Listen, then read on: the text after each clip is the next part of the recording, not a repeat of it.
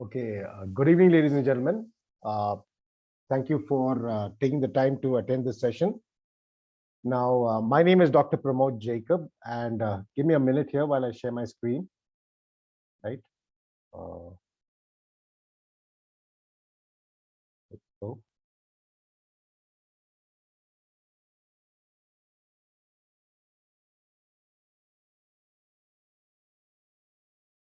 I'm hoping most of you can see my screen. One sec, right? Just a moment.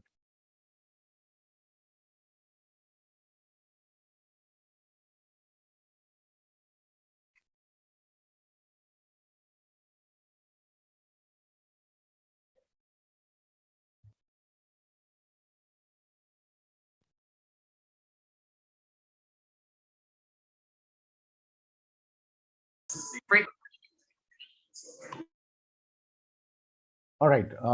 Can you all see my screen? Can I get a reply from somebody? Chat. Yes. All right. And I'm hoping you're seeing the full in the slide mode.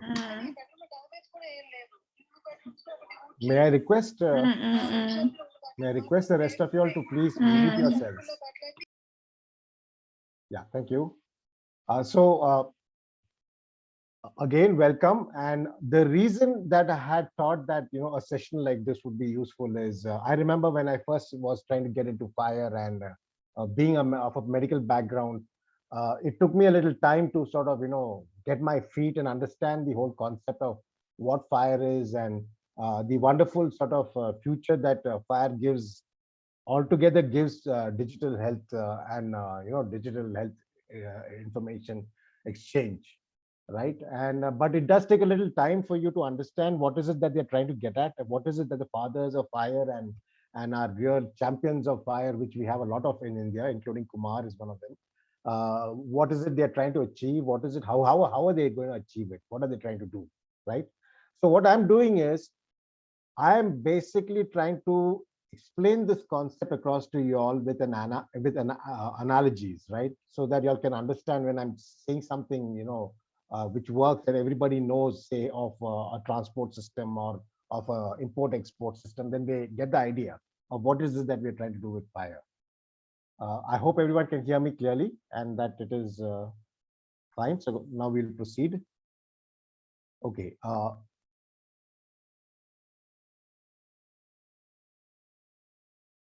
So my name is Dr. Pramod Jacob, and a quick introduction of myself. I'm the CEO of an organization called DH India, which is basically a professional home for digital health specialists. I'm also the chief medical officer in a company called Device Healthcare IT Solution. Then I also do consultancy work. I'm senior consultant right now with a company called MedBlogs. I'm the lead for a working group that is working on actually localizing an international standard called LOINC, which is for labs and lab results and so on. We are actually working on a curated India database for LOINC. And then I do volunteer work with the ABDM project. Also, it used to be known as NDHM, and now called ABDM, which is basically the countrywide healthcare IT platform that is going to come about. So that's it in brief. Now, let's get back to the crux of the matter. So what is healthcare data exchange and interoperability? Now, I just want to explain. Interoperability, we say, when there are two systems from different sort of organizations which have to talk to each other, right? Which have to understand and exchange data and talk to each other. So that's what we mean by interoperability versus interface, where you're trying to connect one device to your main sort of healthcare HIS system or something like that. Interoperability is where the system from Apollo, for example, can talk to the system from Max Healthcare. That is interoperability, right?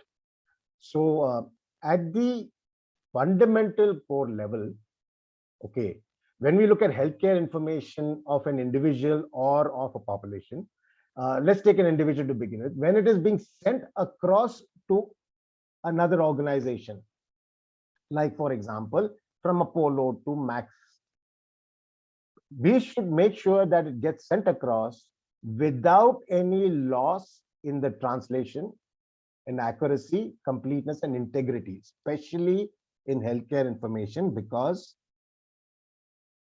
healthcare information can probably be considered the most important information about a person. That is why you have so much of reaction to things like privacy and confidentiality and accuracy, right? If a result is coming to the wrong patient, or is wrongly being put that the patient is positive, it has a lot of consequences, which we'll talk of a little later also. But what happens is, it also deals with the domain field of healthcare, which is among the most complex, because it is about the most complex living system, which is the human being, right? And any sort of information regarding the health of a human being is very intensive, because a number of, it's a lifetime sort of a record you're trying to keep and make sure that he stays healthy. There are variety of terminology for the same concept, which is why we have dedicated medical dictionaries. And then it involves complex processes and workflows. I don't think I have to say anything more, but starting from admission for a normal COVID, as for a COVID case, say, who is getting into a low oxygen saturation, all the way to neurosurgeries, you can imagine the sort of workflows and processes that happen in this field and domain, right? So whenever we are trying to deal with the information technology, the information in this field, and trying to send it across to different systems, there are a lot of nuances and a lot of ways in which we have to make sure, or there have to be ways in which we make sure that there's accuracy, and as well as the fact that it is coming with confidentiality and privacy. All right. Now, one thing about the medical field, when I was a medical student in, this is in the sort of early in mid 80s, they used to say that medicine has a turnover or a turnover of medical knowledge every 7 years. Okay, every 7 years. Today, they say that medical turnover, or a turnover of medical knowledge happens every 73 days. That means not even 3 months. Probably what you knew about 3 months back about a given disease will probably have been turned on its head. Classic example was the last 1 year when we went through those various cycles of COVID and COVID management, right? Every like 30 days, you'll hear something new, some new medicine is working, something. So, that's what knowledge and healthcare information technology, along with healthcare knowledge, is in such a fast turning rate, which therefore requires something like a information technology platform, a backbone to help keep up with it and update and maintain and so on. Okay. Now, this is one field where the consequences of errors can be very severe or even fatal, right? I want to give an example. In Bangalore, sometime back, we had a situation where we had some false positive results for a given citizen who happened to be staying in a building. And what happened? See, so what happened was, in those days, if there was a false positive in one flat of a building, not only that flat, but the entire floor, including the floor above and below, were put into a quarantine of up to about 17 to 20 days. Right? And you can imagine what that means. That means that entire floor, along with the floor above and below, the families cannot even step out of their house for 17 to 20 days. It is a very, it's a very sort of drastic action that has to be taken. But if there was a false positive, and this false positive has resulted in such a sort of isolation happening, right? Quarantine happening. It is not. It's not at all fair, and it in fact has a lot of consequences of having those families have a tough time, and actually be suffering a lot unnecessarily, right? So I just wanted to point that out. I think many of us will know such examples of where in the last 1.5 years we have faced this. Now, why has all this sort of focus come along to the healthcare information as such? In 1999, there was a very landmark study. I think many of you may be knowing about this, done by the US Institute of Medicine, where they said that 98,000 people in the US died because of medical errors, which means that it was preventable. if we knew that there was an error, if there was a system that checked and made sure that that error did not occur, we would have been able to prevent 98,000 people from dying in the US. Now, I think, quite confidently say that in India, with our present situation, this could very well be maybe up to 10 times the number of, it'll be a very vast number, because first and foremost, our population is 4 times as big as the US. And secondly, our healthcare facilities, we do lack in certain parts of the country. And therefore, there will be, errors happening. We don't know as yet. We don't know as yet, right? What are the exact numbers? All right. I hope everything is going along okay, because I cannot see anybody. Okay, fine. So now I'm gonna move on.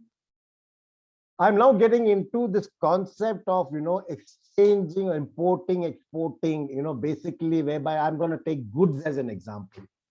And the reason I'm showing you this photograph is to show you in the old days when we had to import or export goods, you will notice the way that, the goods were lying around in a very loose manner and a very sort of, not particularly containerized or not organized very properly. So every time a ship came in, it used to take a long time to unload that ship and then reload that ship, and then making sure that the right packages reach the right persons would have been a challenge, right?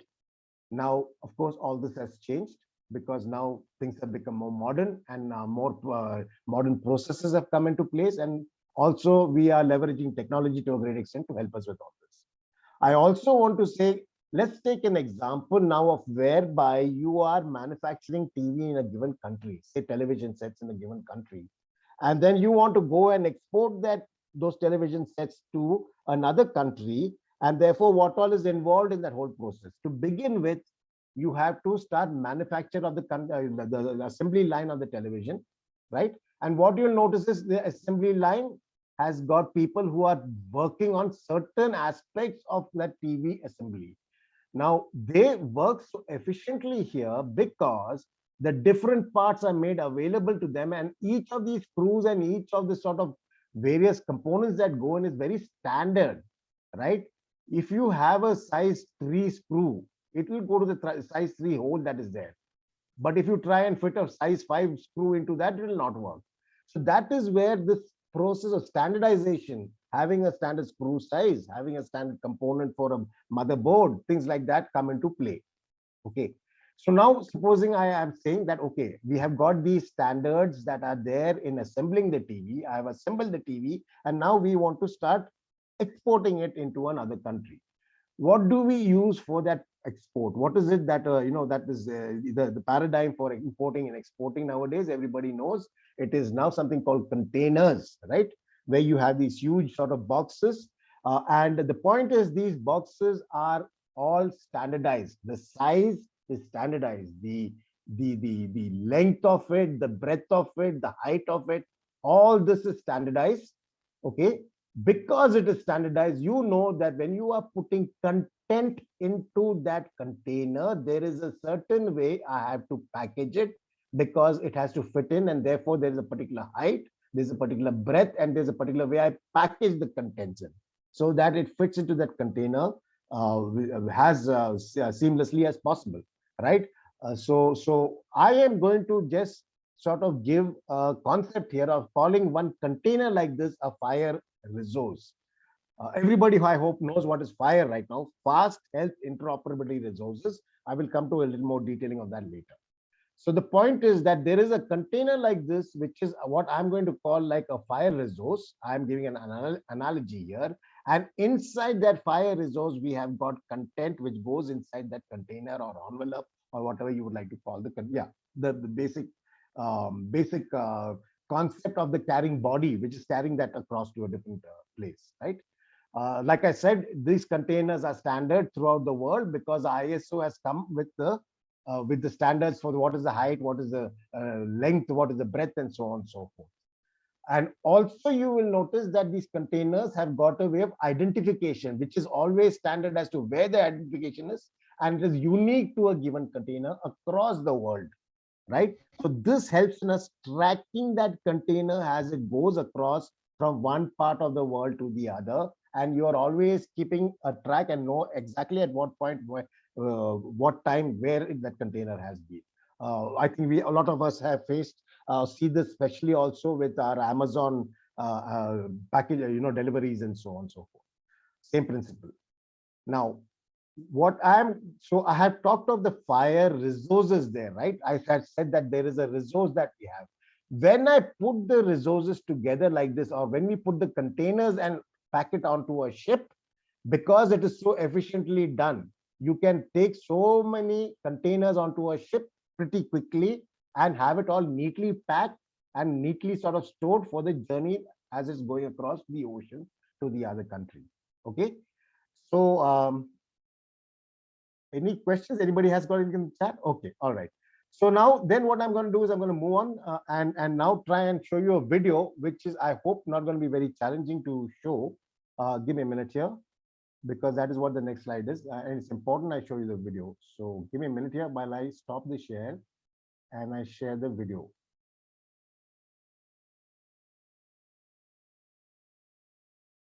All right, give me a minute here and I come back to Zoom. Share.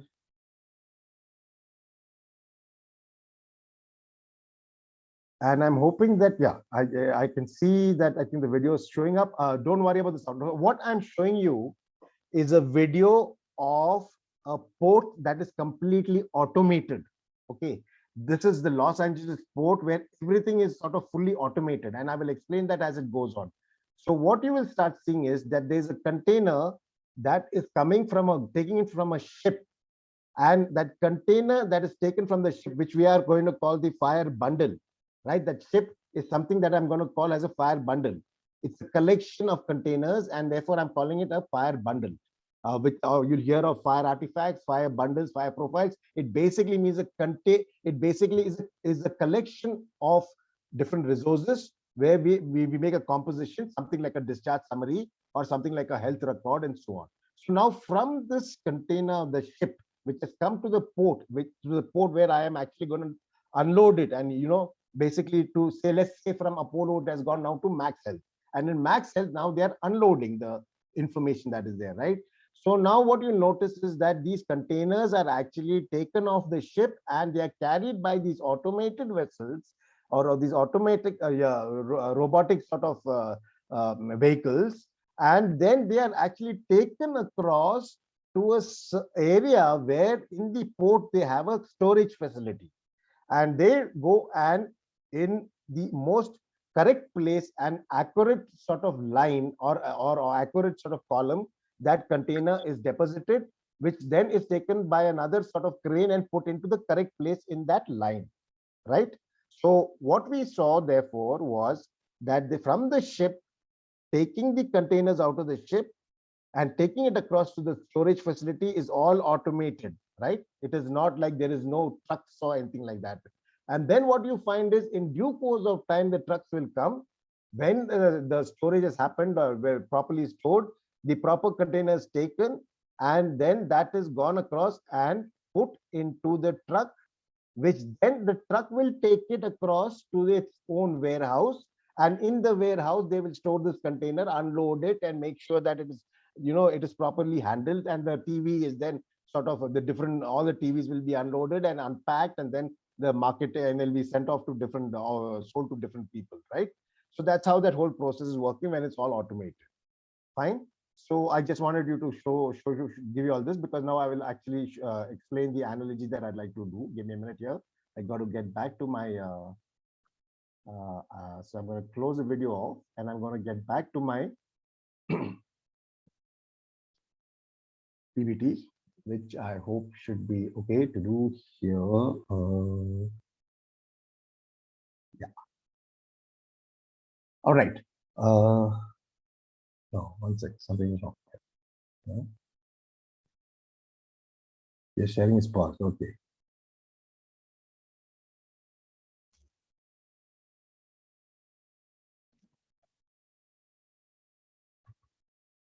Give me a minute. This is always a little tricky for me when I have to come back to my screen. Deciphering, yeah, that should be it. This should be it. Okay, I'm hoping you can see my screen. Is that okay? Somebody please either reply me by saying or give me a chat. You can see this. All right. Now, what you saw was that ship which came across and what we call the fire bundle, which has got these different fire resources in that contained in that ship, and packed and stacked in a manner which is very organized and very efficient. Then what we saw was, the next thing that we saw was that this particular ship, when it came to a port, it was being unloaded by these cranes, which is an automated process. Okay. Now, the process of this automated unpacking that is happening is something that is done in the fire world with something called a fire server. You will hear this term fire server. What it means is, it basically, if you go to a port, it is the mechanism by which the information and the containers of information is taken and actually put into a storage within the fire server itself. Okay, within the port. It's like, example is like putting it into the port. So then you saw these vehicles, which automated vehicles, which took the container, went to the correct storage area. In the storage area, went to the correct sort of line or assembly column, and then they went and deposited the container in a given place in a given line, right? You can think of the storage area as the fire server storage area, and you can think, if it is an RDBMS storage area, they will have columns which will be, for example, one column will be for diagnosis, the other column will be for vitals, and so on and so forth. So what the fire server is doing, taking the container from the ship, putting it onto these automated sort of vehicles. The vehicles come across to the storage area and store it in the correct place, in the correct form, right? And then what happens is next, so this is like all the fire server, and I have explained to most of you, this is the fire storage area that is there. Then what happens is, once there is the trucks from the given warehouses where these containers have to be taken, gets parked there, and using automation again, the correct container comes in and gets into the correct truck, which then takes off with that container, and everything is done very efficiently and organized very well. Now, this also happens the other way around. When a ship has to be loaded, right? Now, what happens is, because there is a storage area, the moment the ship comes into the port, it is quickly unloaded and loading also starts. Because these containers are in the particular storage area within the port, the loading can happen much quicker. Okay, because the information and the containers are already present and put in the correct place there. But in case it was not fully automated like this, which is what I'm going to show you in the next, right? What will happen is, when you are taking the container out of the ship, you will have to directly put it onto these trucks, which then take it to the given warehouses where they do all the rest of it. Okay, now there are advantages and disadvantages to this, right? Because here now, as you wait to unload the containers, since there is no storage area, you have to keep waiting for the line of trucks to come in. You have to load the container, and then the truck will go off. Then the next truck comes in. Then you unload the container, and then it'll go off. So that takes a little more time, right? Now, this process whereby you are directly putting it into a truck, which is taking it to the warehouse without a storage area without a fire server storage area. We will call this a fire facade mechanism, whereby what I'm telling you is that we are directly taking the container, putting it into the given truck, and it's taken to the warehouse where it is stored immediately, where it is stored, and that's a little more time consuming. Now imagine loading also. You'll have to wait for the truck to come, one truck to come, you take that up and you take the container, load it. Then the next truck comes, you take the container and load it. So that is the advantage of having the storage area on your port, right? In your own port, that fire server storage area. You can quickly start, loading and unloading the information from a given fire bundle that has come into your port, right? So this is a sort of analogy which I had wanted to start with. I hope I have not confused too many people, and that you're all hopefully getting what I'm trying to get at. Now, when I show you the next slide, I think things will become clearer. So what we are trying to do is, from Apollo, we've got this information of a patient record, and now we want to take that patient record from the Apollo and put it into the Max EHR database, because patient is shifting from Apollo to Max, correct? So what happens is, through the different sort of methods of or applications, you can have that information of a patient come in. it will come in through something called a Fire API, which is basically like a Fire container. The Fire container then, I mean, the Fire bundle or the Fire, yeah, the Fire bundle then comes to the port, which is the Fire server, and then it is unloaded along. And when it's unloaded, it goes to the correct sort of column of observation, encounter, vitals, like diagnosis and all, like I showed you. From there, then it is taken by a sort of EHR system, and there is a connection between the EHR system and the Fire server. The EHR system then takes a given record and goes and places it in its own database. That's like saying the warehouse folks come, take it from the port, and then they go and take it to their own sort of warehouse and do the necessary on that in the warehouse for unloading, unpacking, and making sure that the rest is done and functionalities are carried out for that given patient. Right? So any questions so far, please put it up in the chat. Otherwise, I will carry on. Okay. So now we are moving on. Some definitions which are needed here now. Of course, something called API. I think you've heard this very often. It is basically application programming interface. It basically means how does one application talk to another? How does one system talk to another? Very, I mean, very simplistically, I'm saying all this. The fire experts who are attending the session, please excuse me. I'm trying to get the concept across. So, I hope as accurately as possible, but there might be a little bit of here and there. You'll have to please forgive me. Okay. And so then, I will come to where does ABDM fit in? Okay. I will come to that question. Now, once we talk about this application programming interface, and the other is fast healthcare interoperability resources. Now, about where ABDM fits in. If you look at the shipping channels in the world, right? Let's take Singapore as an example, Singapore port. In Singapore, it is not like you can just take your ship anytime, anywhere, and just get into any part of the, of the shipping lane there. But you have to actually follow certain rules. There's a highway. There's a shipping highway. Okay, and there's a given designated time and place when you can go into that highway. There's a designated time and place where you can go and park in the port, and there's a basically designated way in which you have to leave the port also. So that entire infrastructure of the shipping lane, of the port, of the load cranes, loading, unloading, and all this is part of our network. If you look at the same thing that is being tried to be done in India for a digital health network, it is somewhat similar like that.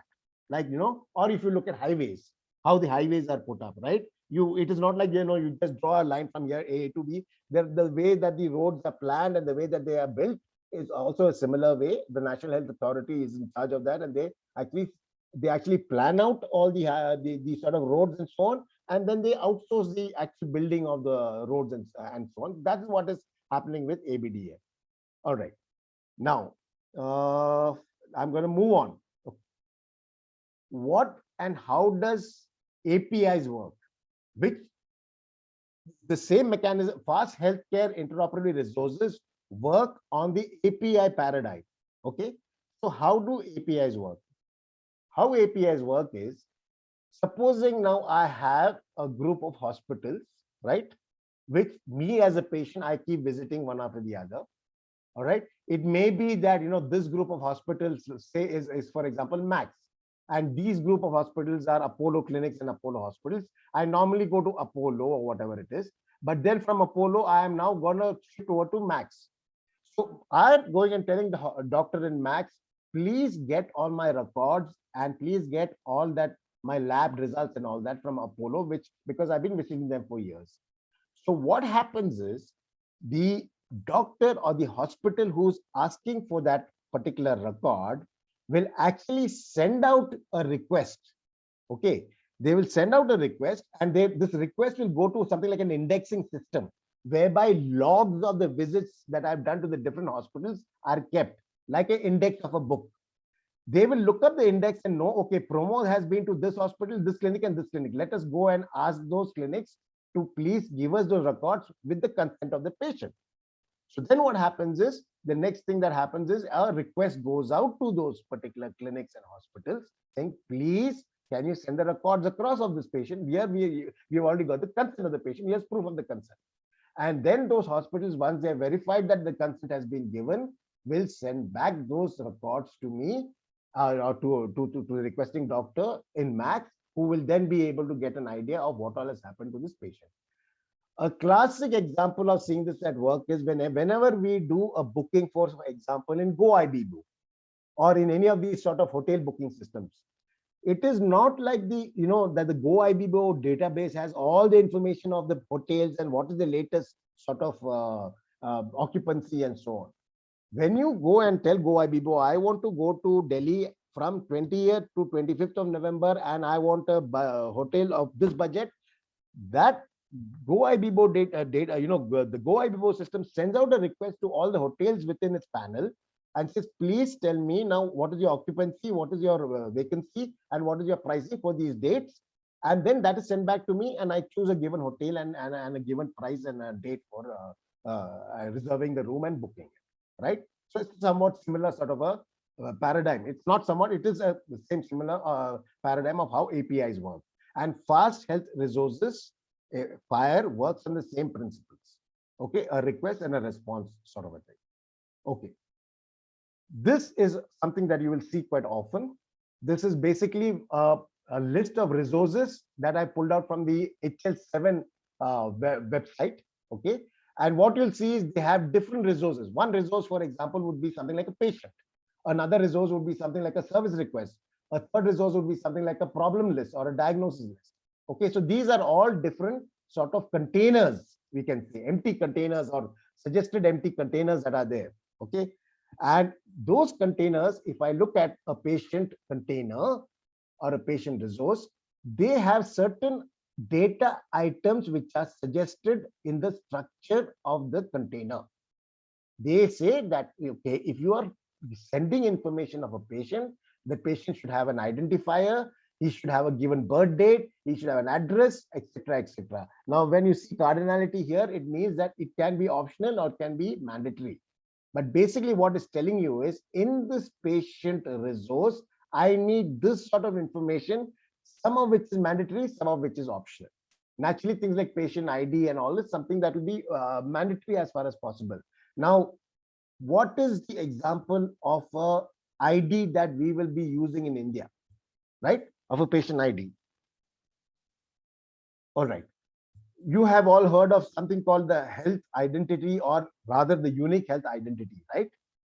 The unique health identity is an example of where we would be putting that identity here for a given patient, just because you cannot just depend on the name and all that. There has to be other factors that, okay, this is actually Pramod, and this is his ID number, and this is his birth date, and so on and so forth. So that is why that, these identifiers are so important. Okay. So that is what basically a resource contains inside, right? Now, I'm going to go, you will notice that structure was given here, and then what they've done is they've given you in the programming languages how the structure would also look. So I'm going to choose XML, don't bog, we'll understand it. For example, now some of these data items, how does it look in the XML? Okay.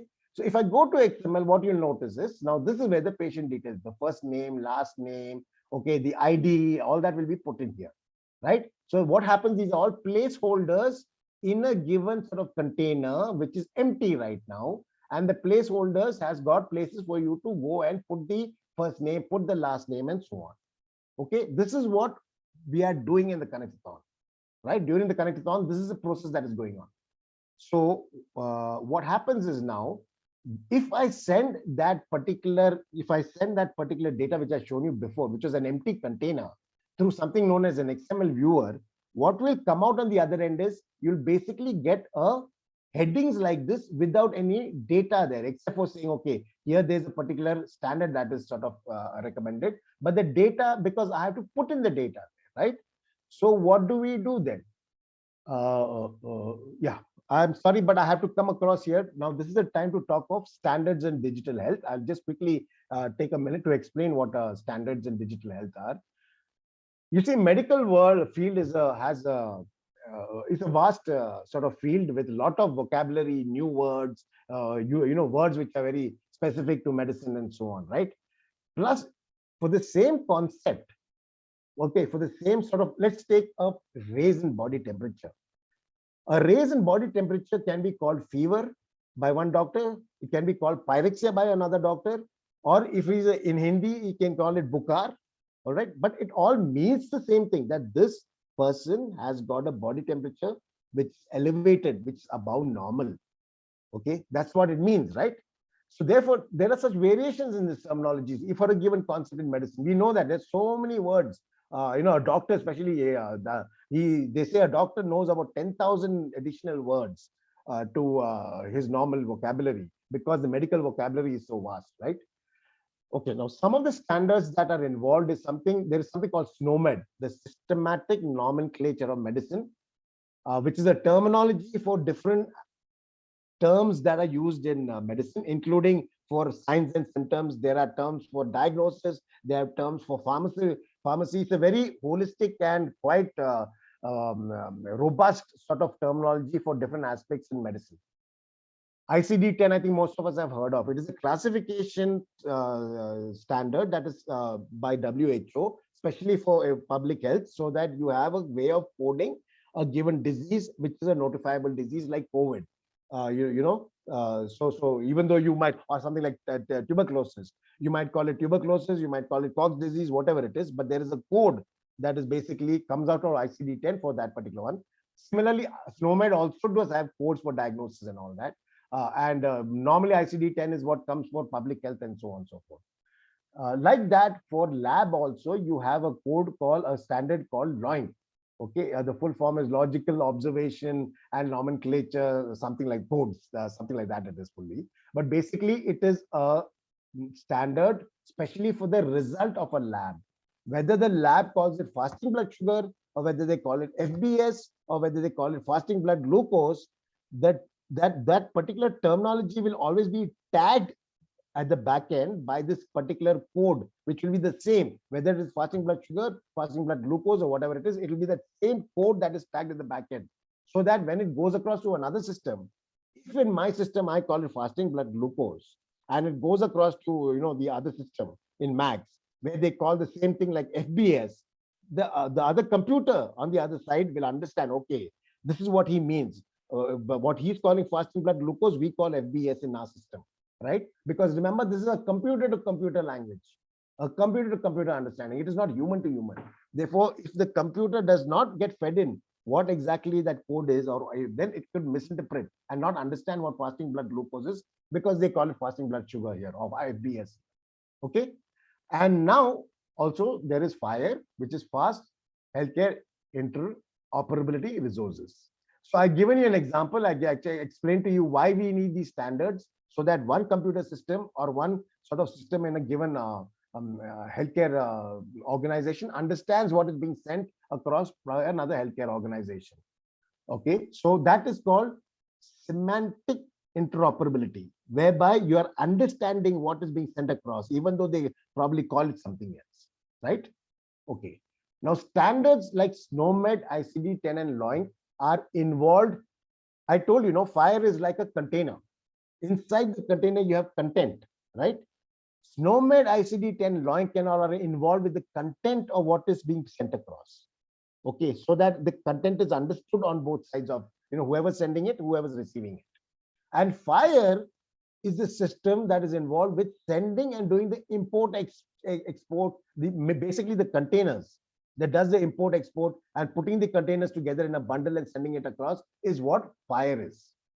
Okay, that is what FHIR is basically the container and the collection of containers which will make a bundle, which you send across like a discharge summary or a diagnostic report.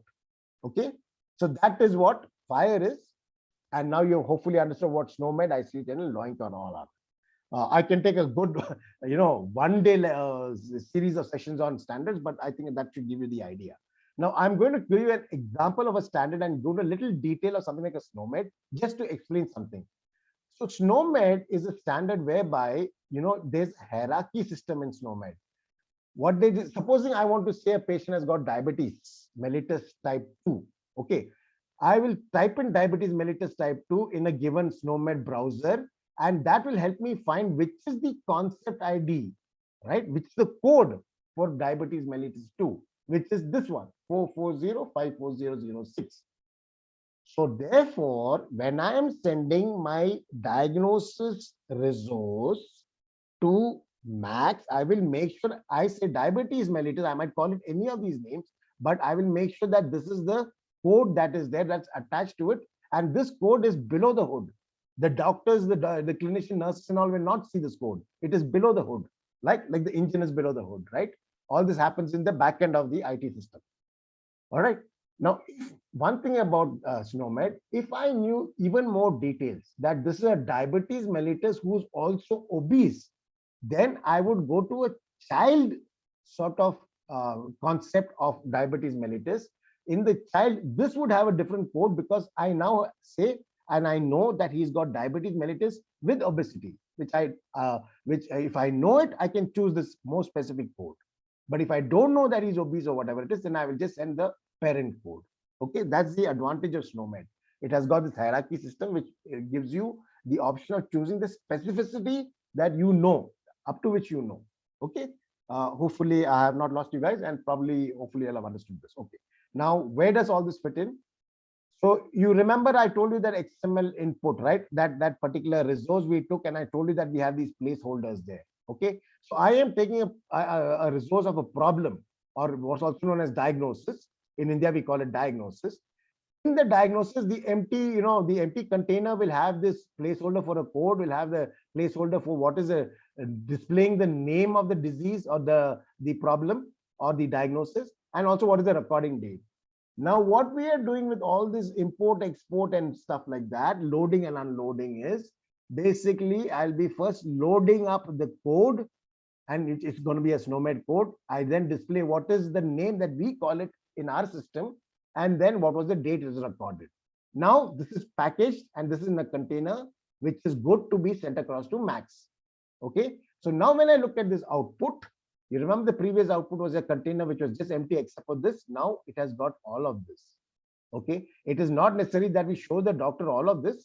We will just show the doctor what is relevant to him, which is he wants to know what was that particular disease and that particular, what is the diagnosis and that particular date. Fine. If he wants to see it in his own language, because again the code system is there, we can show it to him in his own language. Because there is that SNOMED code attached to the backend, whether you call it Bukar, whether you call it fever, whether you call it pyrexia, it will still be understood by in the local language by the system that is receiving it.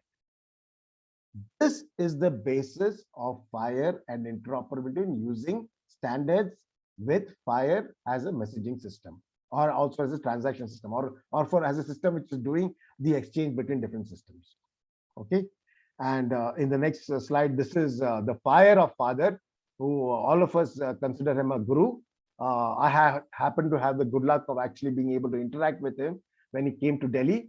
We will all be, I'm sure he'll be attending sessions. This is Graham Greaves. His name is Graham Greaves, very interested in India and very enthusiastic about what we are doing here in India, which is why he's giving us so much of time. He'll actually be attending a couple of our days, maybe even more. Okay, and we have shown him some systems here when we were showing interoperability using FHIR, and he showed a great lot of interest. And what he subsequently wrote was, this is actually a sort of article he wrote where he's showing how FHIR is coming across the world, right? And what he will notice is that he has shown India to be a country where we have a lot of FHIR human resources, people who are experts in FHIR, people like Kumar Satyam, okay, people like Aditya, they are all world-class experts, and we are very lucky in India to have them.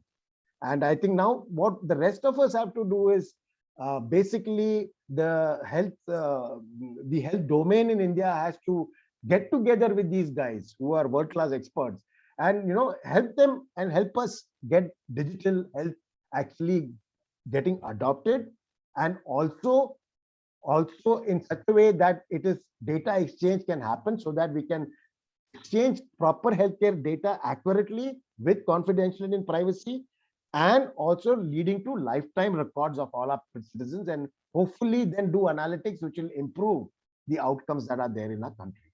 Okay, so this is what it is all about when we are saying this FHIR Connectathon. This is what we are trying to achieve conceptually.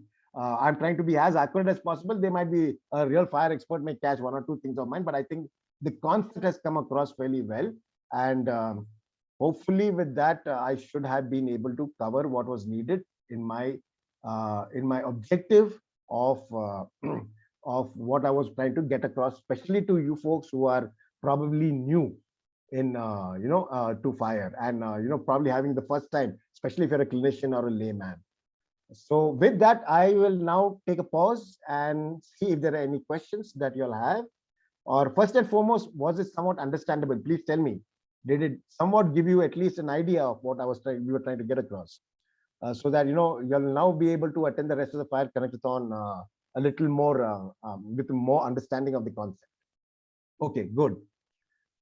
Any questions, folks? Is there any questions? Thank you, Naveen. Thank you for Srividya and for your feedback. I think, like I said, I was just trying to get the concept across. Hopefully, now this should have explained things to you a little better for the layman. Okay, and I tried the analogy. I thought the analogy of the shipping industry was fairly good. If any of you have questions, please unmute and ask me the question.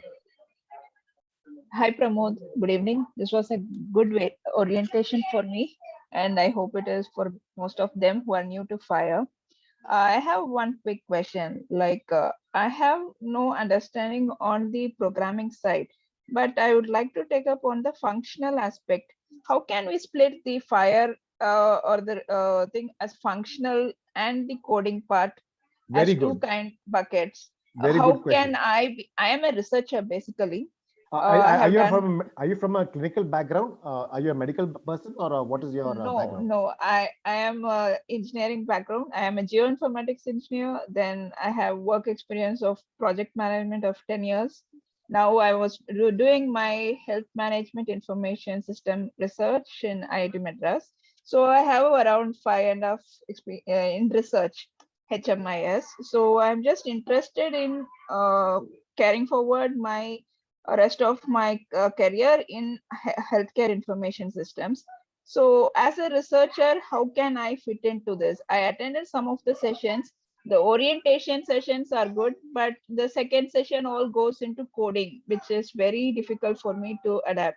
I am interested in the functional aspect of fire. So, how can I get into fit into it? Okay, it's a very good question, and in fact, a question that many of us have. So let me actually show you part of another presentation I have done where I explained this somewhat. Okay, those who want to carry on, please carry on, because this is going to take just another 2-3 minutes. I'm trying to explain what we do, how we take it, and how we get this whole thing going. Okay, can you see my screen now? Yes. All right. So what happens is the whole process works like, supposing now you wanted to put up a system, say in a given ward which is specialized for diabetic care.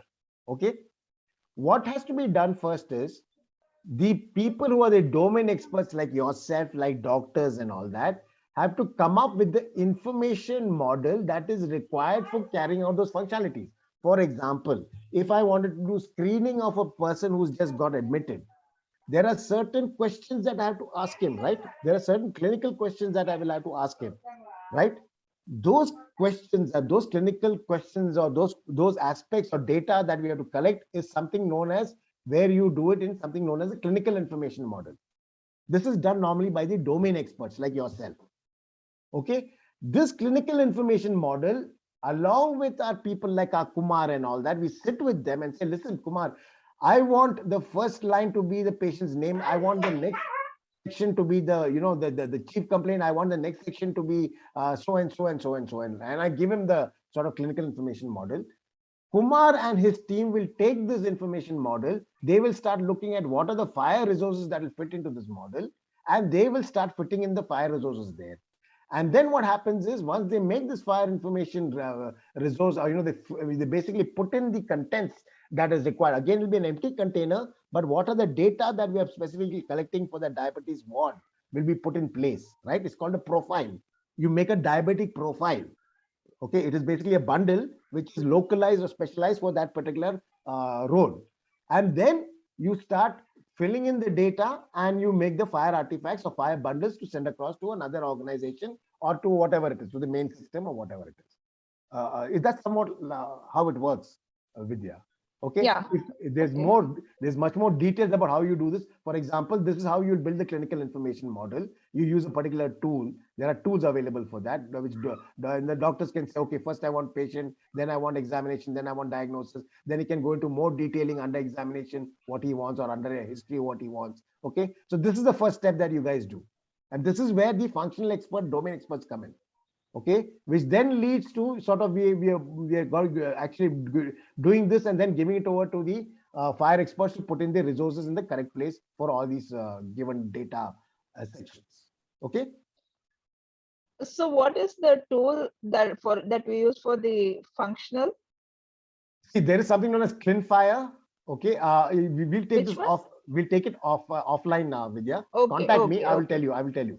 Okay, Okay, sir. there's something Okay, known as thank you. ClinFire that can be used, and that is something that is a good Is tool to it use. that one also part of fire? You have to go to a given site. It is part of fire. It is actually all part Okay. of fire. You know, it's all been designed by guys who are involved with fire also. This is a doctor who's very much involved with the fire community, and he has come up with this tool for the domain expert doctors side of Okay, sir. Okay, okay. Thank it. you. Okay, right. Good question. Okay, anybody else? Anybody else has any questions or any points to bring up, or anything that you would like to uh, talk about while we have some time? Or like I said, I hope that the concept has come across, and at least an understanding has been there. And thank you all for responding. I felt that this was something that was required, because I knew that some of you might be from the other domains, may not be techie background, and therefore you could probably get lost, if you jump in straight in the programming part of it. Hopefully this has given the concept and the understanding across of what we are trying to do in the next few days, or rather next few months, next month. And how the role of us domain experts fit in with those of the experts like Kumar and so on. And like I said, we in India are very lucky, because we have such a collection of people. We can get together, and that's what this Fire Connectathon is trying to achieve. We are trying to get together the people from the domain expert side, sitting with the fire experts and all that, and together working out solutions. Fortunately for us, there is a digital platform coming across the country which is also encouraging that. So it is all coming in line. The stars are lining up, and I think I see a very bright future as far as we all do our parts. Okay. So with that, folks, I think I will stop, and I hope that it's been a useful session. And again, thank you all for attending. Thanks, Kumar, for the support and for doing the recording and all, Kumar. And maybe if people are requesting for the recording, we can probably provide the link to them and needed. All right, folks. So Thank you, good night. Dr. Pramod. Thank Welcome, you. welcome, welcome. Good night, and I hope, like I said, all the best. And let's take part and get involved in the Fire Connectathon and enjoy it and understand it and work with our counterparts and our teams and come up with something really useful, which we can actually deploy in the real world from January onwards. The government is doing its part by giving us a digital platform across the nation. So let's do our part also. So with that, I will say good night and Jai Hind, folks. Right.